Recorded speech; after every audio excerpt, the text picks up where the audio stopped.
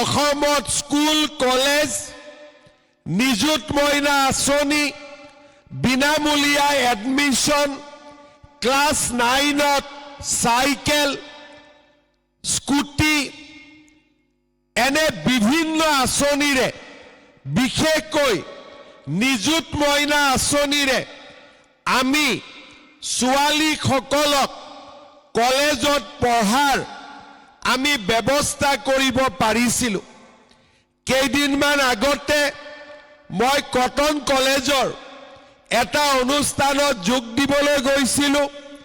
কনভকেশ্যন বুলি কয়, পাছ কৰা ল'ৰা ছোৱালীক প্ৰমাণ পত্ৰ দিব লাগে। সেই মিটিঙত পাছ কৰা ল'ৰা ছোৱালীৰ ভিতৰত ছোৱালীৰ সংখ্যা আছিলে 60%, ল'ৰাৰ সংখ্যা আছিলে 40%। তাৰ মানে আজি আমাৰ অসমৰ স্কুল, অসমৰ কলেজ, অসমৰ ইউনিভাৰ্চিটিত আজি ছোৱালীৰ ছাত্ৰীৰ সংখ্যা বেছি আৰু প্ৰতিখন স্কুল কলেজতে আমি ছাত্ৰীসকলৰ উপস্থিতি আমি দেখা পাওঁ। মহিলাক অৰ্থনৈতিকভাৱে শক্তিশালী কৰিবলৈ আমি অৰুণোদয় আঁচনি আৰম্ভ কৰিছিলোঁ। আজি 830 টকাৰ পৰা অৰুণোদয় আঁচনি 1250 টকালৈকে বৃদ্ধি পালে। লগতে 18 লাখ হিতাধিকাৰীৰ পৰা আজি অৰুণোদয় আঁচনিয়ে 40 লাখ হিতাধিকাৰী স্পৰ্শ কৰিলে। বিধৱা পেঞ্চন 200 টকা আছিলে, আজি আমি বিধৱা পেঞ্চনক 1250 টকালৈকে আমি লৈ গৈ আমাৰ বিধৱা আই মাতৃসকলক আমি সহায় কৰিবলৈ সক্ষম হৈছোঁ। ভাৰতৰ কোনো ৰাজ্যতে মহিলাসকলক ইমান গুৰুত্ব কেতিয়াও কোনেও দিয়া নাছিল। কৰোঁতে কৰোঁতে কৰোঁতে কৰোঁতে আমি এনে বহুত কাম কৰিছোঁ যিবোৰ কাৰণে আজি মহিলাসকলে ঘৰত শান্তিত জীৱন যাপন কৰিব পাৰে। আমাৰ মনত থাকে যে 1250 টকা 10 তাৰিখে আমি মহিলাগৰাকীৰ বেংকৰ একাউণ্টত দিওঁ। মহিলাগৰাকীয়ে টকাটো ক'ত খৰচ কৰে?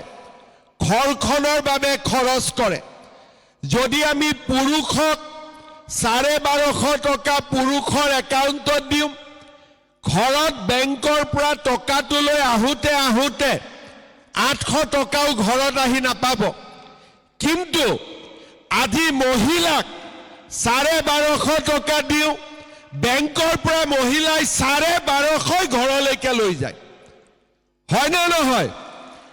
মহিলাসকলে হোটেলত বহি চাহ নাখায়, মহিলাসকলে টকা অবাবত খৰচ নকৰে, ঘৰখন চলোৱাত সহায় হৈছে।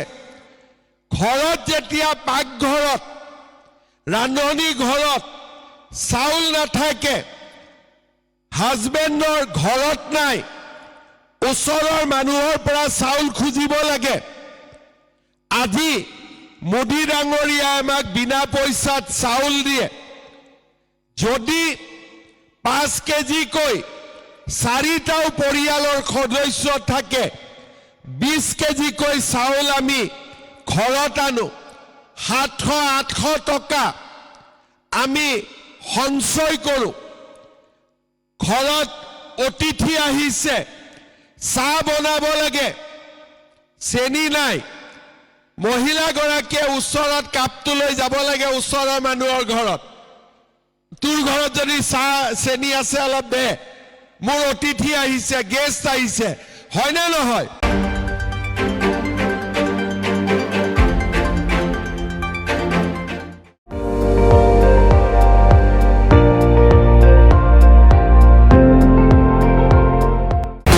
আপুনি চাই আছে ND24 সৰ্বশ্ৰেষ্ঠ নহয় সৰ্বোত্তমৰ দৌৰত।